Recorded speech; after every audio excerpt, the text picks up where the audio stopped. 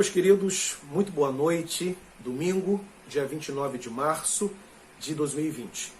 Deixar aqui de imediato meu beijo, meu abraço a todos os irmãos da Igreja Evangélica Congregacional de Niterói.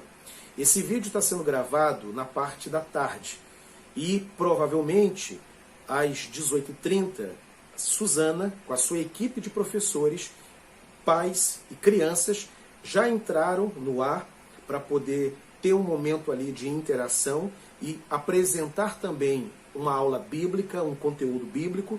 A essa hora, essa aula já terminou e acredito que certamente, se conseguiu promover a banda larga nesses tempos de isolamento, ela está muito lenta. Caso tenham conseguido, certamente foi uma bênção, certamente foi emocionante, certamente edificou a vida daqueles que ali participaram.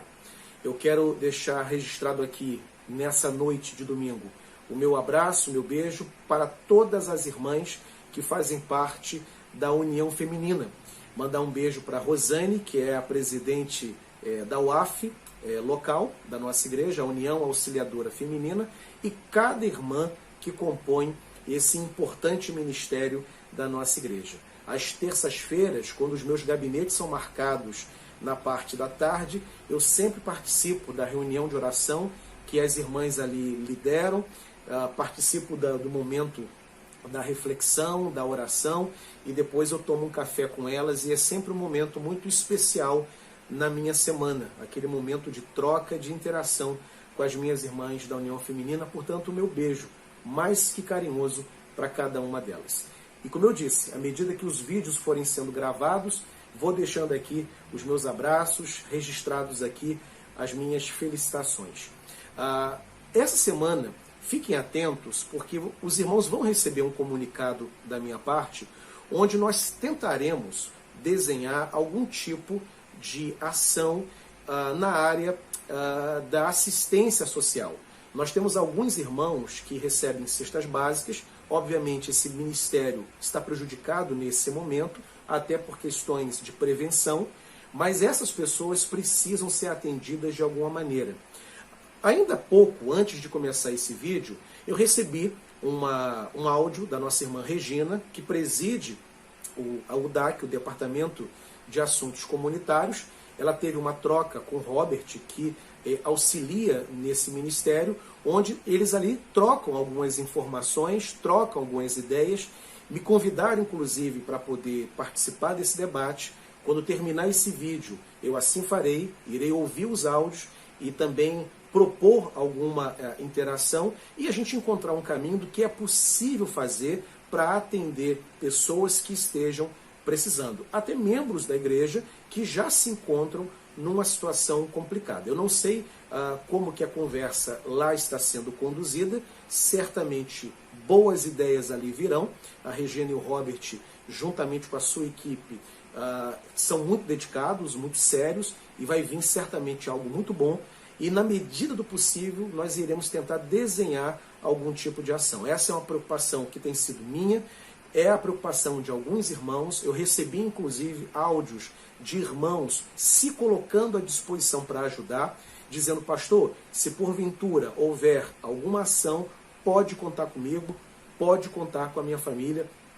Fiquei muito feliz e muito grato com esses irmãos que se colocaram à disposição, caso a gente precise oferecer algum tipo de ajuda, e muito provavelmente nós teremos que desenhar sim algum tipo de mobilização. E até porque somos a igreja de Deus. A igreja precisa abençoar a sociedade nesse momento de caos e de crise, de uma maneira pontual, de uma maneira responsável, para não colocar a vida daqueles que estão se voluntariando em risco. Afinal de contas, há uma epidemia, é um vírus, qualquer um pode se contaminar, levar o vírus para casa, transmitir aos seus parentes e até algum problema mais sério acontecer. Então a ação da igreja tem que ser uma ação correta, pautada à luz das orientações no campo da saúde e no campo também da vigilância sanitária, mas ao mesmo tempo praticar o bem com inteligência, com cuidado, com sabedoria, mas se fazendo presente numa hora de crise. Até porque, hoje pela manhã, a meditação foi no livro de Neemias. Neemias é alguém que está no palácio, mas vai para o ambiente de caos para oferecer ajuda. Então, há algo além da oração que a gente, como crente, precisa fazer. Mas como? Qual é a melhor iniciativa? O que uma igreja evangélica pode fazer? Isso nós iremos estudar, avaliar, junto com o corpo de oficiais, junto com irmãos que já se colocaram à disposição, e a gente vai tentar apresentar uma plataforma de atuação e iremos divulgar isso para toda a igreja. Quero agradecer aqui o trabalho imenso que pastor Davidson, Nicolas, François estão fazendo para poder manter as pastorais sendo devidamente editadas e trabalhadas. Agradecer muitíssimo a nossa querida irmã Joelma, que é responsável em receber o conteúdo e compartilhar com os irmãos. Isso tem sido para mim uma oferta extraordinária de ajuda e de generosidade. Eu me sinto muito feliz com o apoio desses irmãos. Durante a semana, um outro comunicado que eu quero compartilhar, eu solicitei que irmãos me encaminhassem pedidos de oração. Eu e Sandra recebemos esses pedidos através da Joelma e nós oramos por todos os pedidos que ali foram colocados. Nessa semana, novamente faremos isso. Iremos pedir que os irmãos nos encaminhem seus pedidos, iremos separar um momento e fazer intercessões específicas pelos pedidos que chegaram.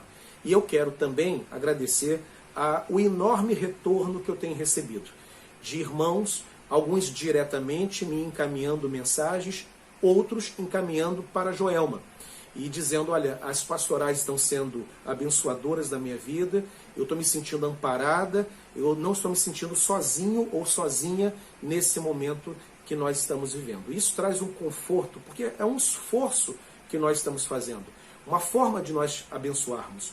Não é o ideal. O ideal é que nós estivéssemos juntos, com as portas abertas, cultuando normalmente. Porém, se fizermos isso, iremos na contramão da autoridade do Ministério da Saúde, das recomendações, dos protocolos elaborados pelo governador do estado, pelo prefeito de Niterói, e poderemos colocar a vida também de irmãos amados em riscos.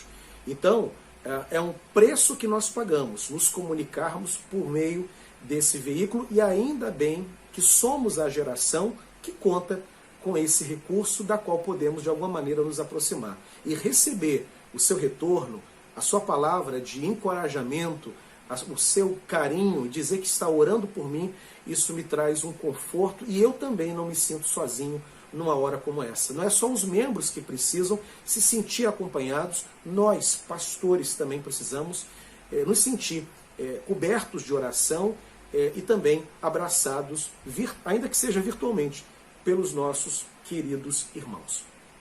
Há uma meditação que eu separei para esse domingo à noite. Eu queria pautar a reflexão da noite desse culto vespertino no famoso e belíssimo Salmo 133, o Salmo de Davi. Eu convido você a ler esse Salmo e ouvir o áudio que foi gravado hoje pela manhã no texto de Neemias. Nós contamos com a nossa irmã Cristiane Furtado fazendo a leitura. E agora à noite, a nossa irmã Sandra, minha amada esposa, ela procedeu com a leitura do Salmo, estará disponibilizado, a letra vai aparecer e você ouvirá a voz de Sandra estabelecendo para nós a leitura do Salmo nesse momento. Salmo 133, eu convido você a ler junto comigo. Ó, como é bom e agradável viverem unidos os irmãos. É como óleo precioso sobre a cabeça, o qual desce para a barba de Arão, e desce para a gola de suas vestes. É como o orvalho do Hermon, que desce sobre os montes de Sião. Ali ordena o Senhor a sua bênção e a vida para sempre. Davi foi o rei que conseguiu unificar a nação de Israel. Nós sabemos que a nação de Israel ela é composta, ou melhor, foi composta, constituída de 12 tribos, que eram os 12 filhos de Jacó, que juntos formavam, portanto, 12 clãs, 12 regiões geográficas onde reunidos formavam a nação de Israel. E Davi, o segundo rei da nação, ele é o rei que unifica a nação. Enquanto o primeiro rei, Saul, teve um ministério problemático, um reinado confuso, marcado inclusive pela desobediência a Deus, Davi não. Davi, apesar dos seus erros, cometeu vários equívocos, mas ele era um homem crente, era um homem segundo o coração de Deus, como sabemos. E ele é o rei que consegue unificar a nação.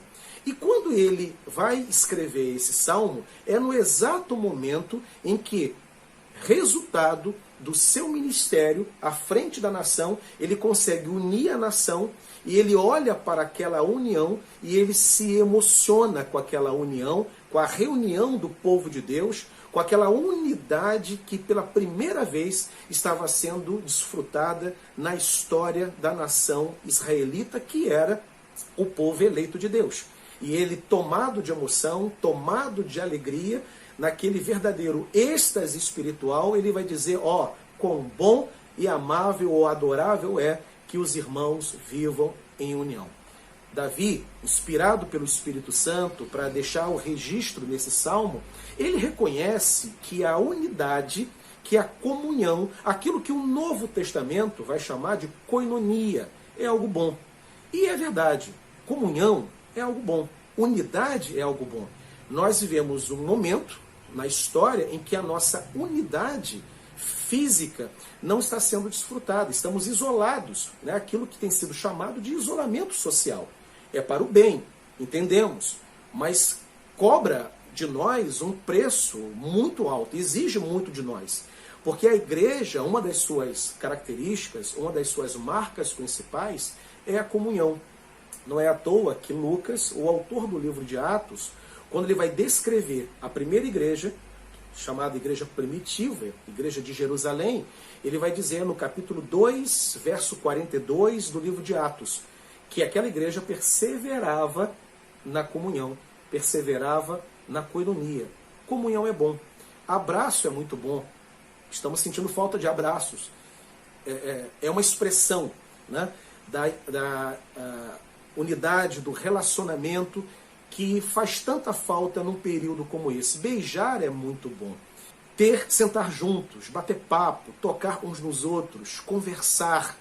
Tudo isso são expressões da comunhão. Mas também, além dessas ações mais gestuais, há também a comunhão mais profunda, mais contundente, que é aquela que nos leva, inclusive, a ajudar o próximo, a tirar, às vezes, uma quantia do nosso bolso para atender, socorrer alguém, visitar um asilo, visitar um hospital, atender uma família que está precisando, um casal que está em crise. Comunhão, koinonia, é algo maravilhoso.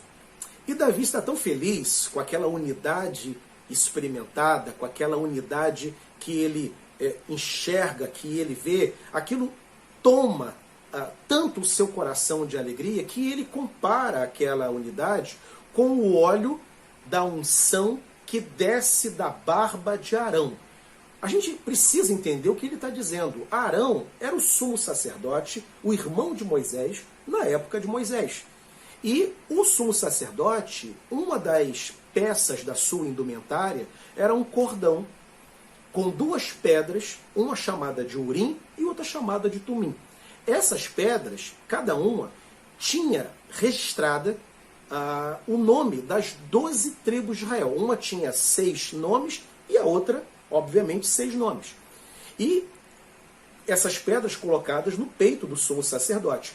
Quando o óleo, que era derramado sobre a cabeça do sumo sacerdote, descia pela sua barba, igual essa barba que eu tenho, e vinha pelo seu peitoral e atingia essas pedras, o simbolismo ali é que o óleo da unção estava sendo derramado sobre toda a nação.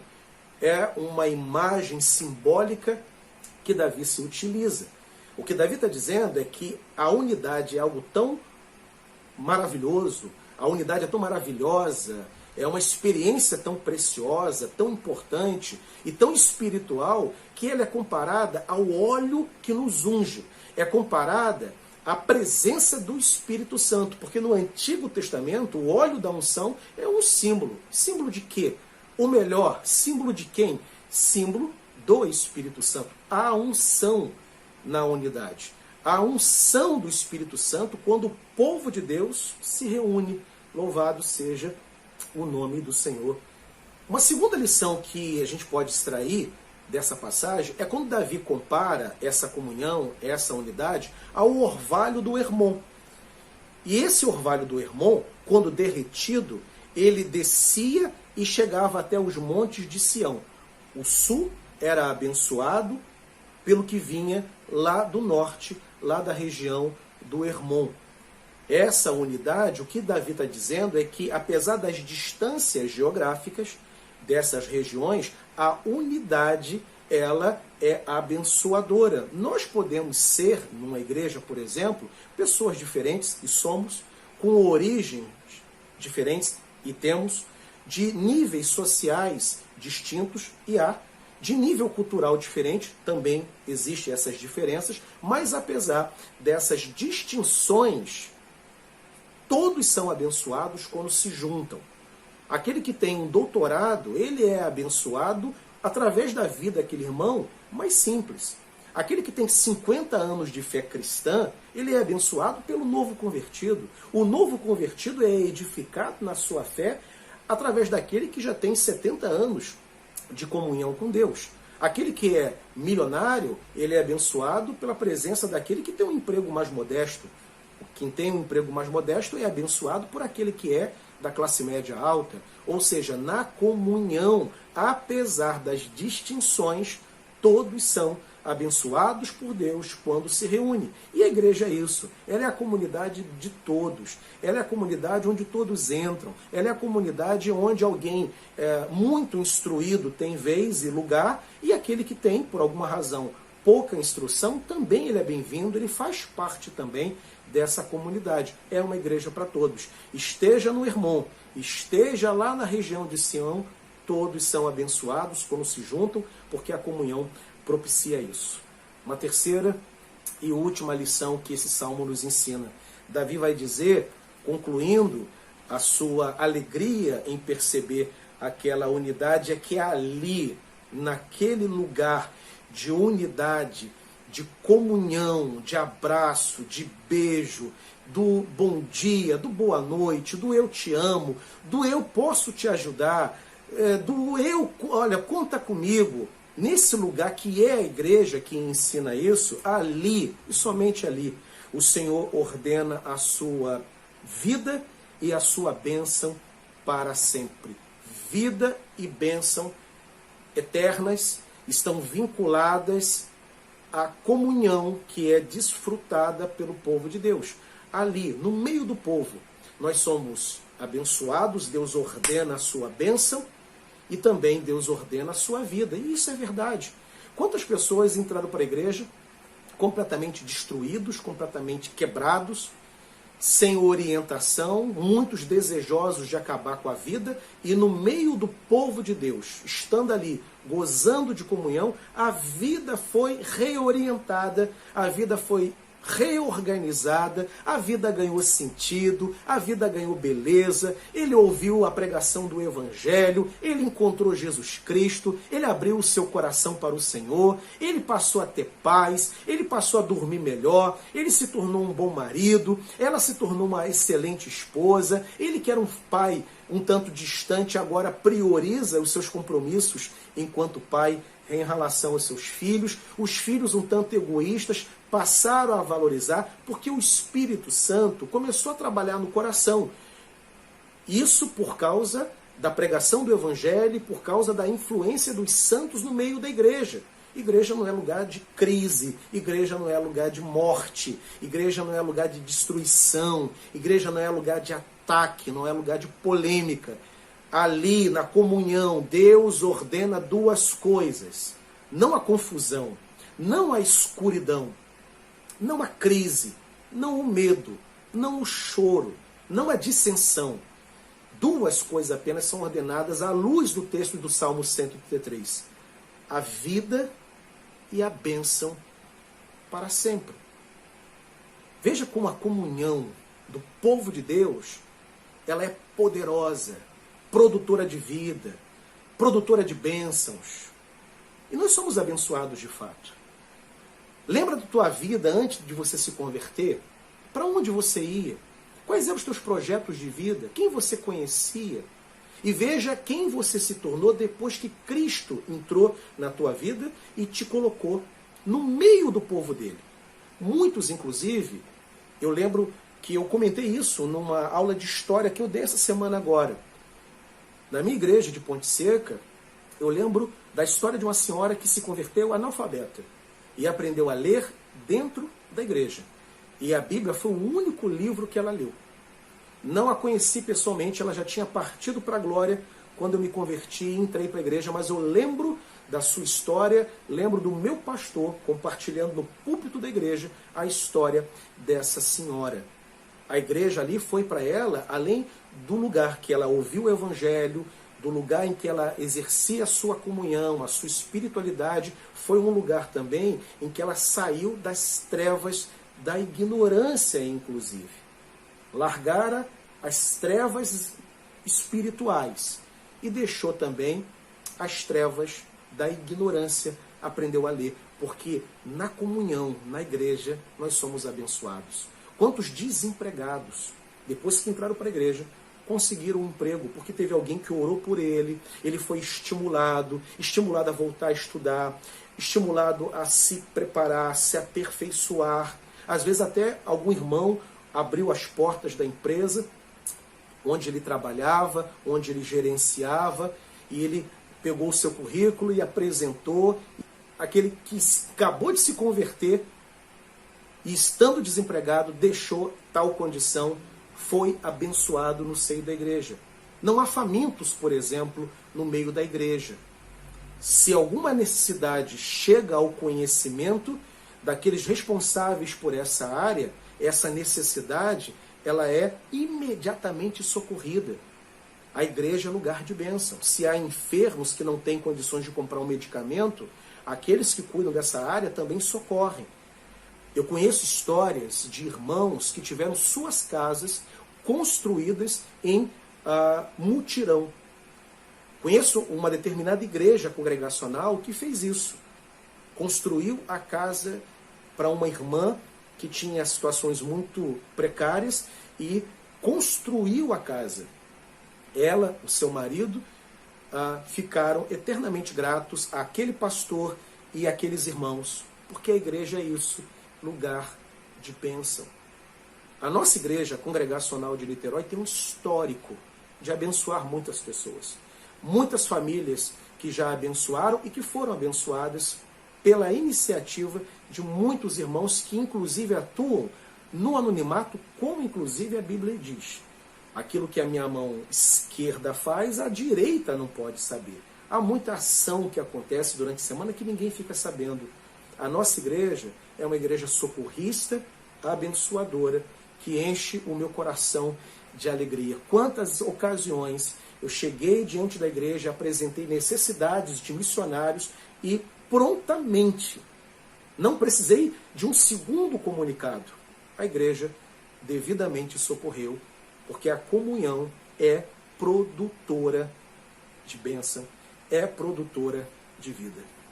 Louvado seja o nome do Senhor pela nossa igreja, a igreja congregacional de Niterói, a igreja da qual eu pastoreio, que eu tenho orgulho, alegria de servir a Deus ali naquele lugar, e da qual você faz parte. Ó, quão bom e agradável é que os irmãos vivam em união. É como óleo precioso sobre a cabeça, a qual desce para a barba de Arão, o qual desce para a gola das suas vestes. É como o orvalho do Hermon, que desce sobre os montes de Sião. Ali o Senhor ordena a vida e a bênção para sempre. Que assim seja, que sejamos esse povo abençoado, gozando de vida e exalando vida por onde passar. Deus nos abençoe. Abençoe a mim. Abençoe a você muito nesse domingo. Eu vou estar orando e após a oração eu vou impetrar a bênção apostólica e após a bênção fecharemos esse vídeo com o coral, a igreja reunida cantando para a glória do Senhor. Pai, louvado seja o teu nome. Obrigado por esse domingo, que tivemos a oportunidade de nos reunir com os nossos irmãos. Abençoe cada um que ouviu agora, os que ouvirão à medida, Senhor Deus, que o tempo for avançar nesse domingo, durante a semana, cada um na sua hora, que sejam esses irmãos abençoados, tanto eles quanto a família representada. Abençoe o lar, abençoe o emprego, abençoe a renda, abençoe se porventura houver algum enfermo, visita, Senhor, e providencia a cura. Nós te pedimos em nome de Jesus. Abençoe a liderança da nossa igreja, abençoe a minha vida, a vida dos presbíteros, dos diáconos, da diaconisa Marinete, toda a liderança e as nossas famílias também sejam visitadas pelo Senhor. Desde o veterano até o mais novo convertido, da criança de colo, aquele que tem uma longa trajetória na tua presença, que sejam todos visitados pelo Senhor. Abençoe o país, abençoe o mundo, abençoe Niterói, abençoe São Gonçalo, abençoe o Rio de Janeiro, Senhor. É a nossa oração nessa noite, em nome do Senhor Jesus. Que o Senhor te abençoe e te guarde. Que o Senhor faça resplandecer o seu rosto sobre ti e tenha misericórdia de ti. Que o Senhor levante sobre ti a luz do seu rosto, que te dê a paz. E que a graça do nosso Senhor e Salvador Jesus Cristo, que o amor de Deus, o nosso Pai, e que as alegrias, as consolações, as virtudes e o poder do Espírito Santo sejam para com todo o povo de Deus, espalhados sobre toda a face da terra, a começar pela igreja do Barreto, agora e pelos séculos dos séculos. Amém e amém. Deus te abençoe muitíssimo. Fica na paz.